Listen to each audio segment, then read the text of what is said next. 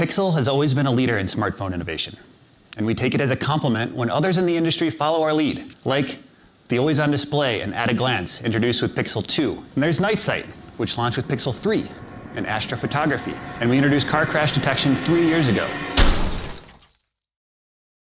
Pixel 7 and Pixel 7 Pro's front camera uses our advanced machine learning models for face recognition to power face unlock. iPhone 10, your iPhone is locked until you look at it and it recognizes you. We call this Face ID. We're introducing cinematic blur to the Pixel camera. And iPhone 13 brings a brand new feature, cinematic mode. Starting at 2x, Super Res Zoom crops Pixel 7 Pro's main 50 megapixel camera using a high resolution mode to provide a 12.5 megapixel 12 megapixels of the new sensor to deliver a full resolution photo and 4K video with optical quality. Yeah, I kind of just love how tech companies just throw subtle shots at each other on stage, even though we all know at this point they're just copying each other in a giant circle till we have the same features across everything.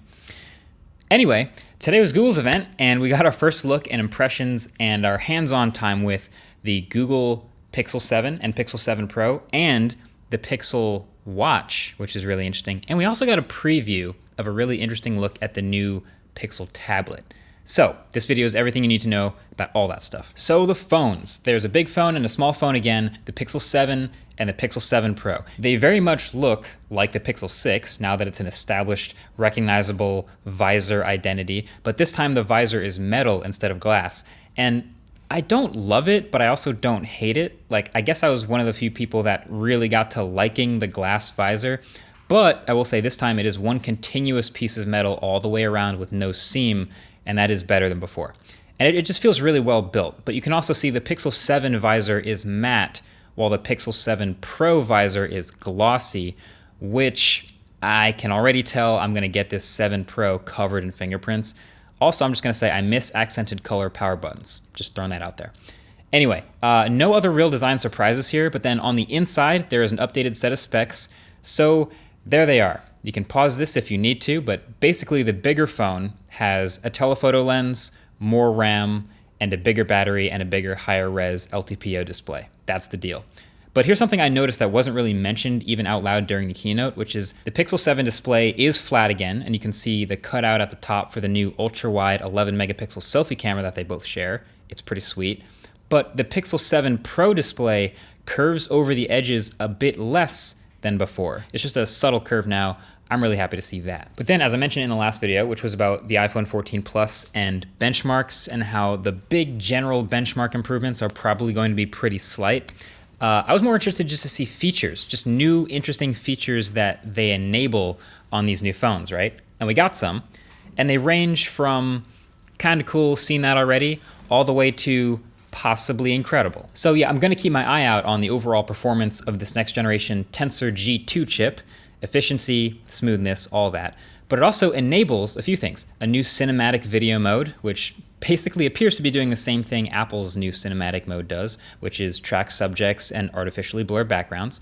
It also enables transcribed audio messages right in the Google Messages app. So if someone sends you a voice memo, you don't have to find a place to listen to it. You can just read it in text form. And it makes Night Sight twice as fast. It enables face unlock from just the new selfie camera.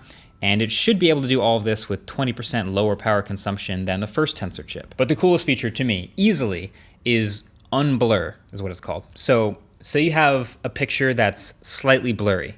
You know, maybe your hands were kind of shaky, or it was slightly out of focus, or you just had a slow shutter speed, or something happened.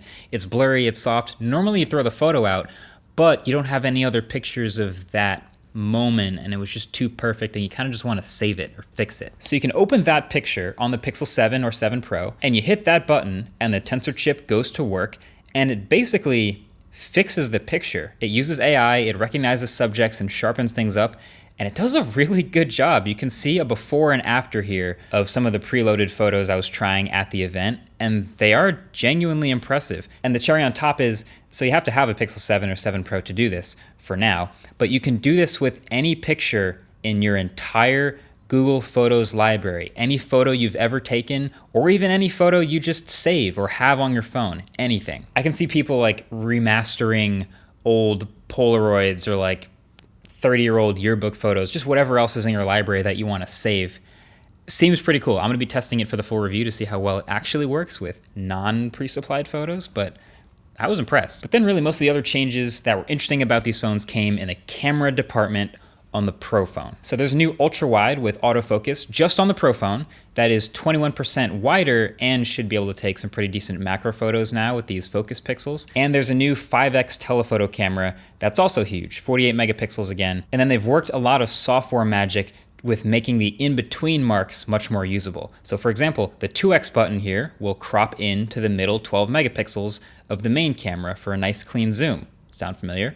But then the 10x does the same thing. So the 10x zoom is really just cropping into the middle 12 megapixels of the 5x telephoto camera. So again, hopefully a nice clean zoom, and then a lot of super res zoom software magic and hopefully sharpening the photos of in between those numbers. But there's also haptic stops in the camera UI to make it easy to hopefully hit those nice clean magic numbers. And they also added a zoom preview thing for the furthest extremes of zoom like Samsung did. So now when you're taking those super creeper shots at like 30x, it'll be nice and stable and easy to frame. My biggest question is, did they price these correctly? Because they went with the same prices as last year, which is $599 for the small phone and $899 for the big one. Which, okay, it's the same. I have a feeling $300 is gonna feel like a big gap again. Like this is what we were saying last year. For $300 extra over the small phone, you're getting bigger screen, nicer battery, and a telephoto camera. And that's kind of it. This year it feels like a tiny bit more. It's screen, battery, and then like a whole pro camera system with a better ultra wide and a better telephoto with lots of zoom stuff.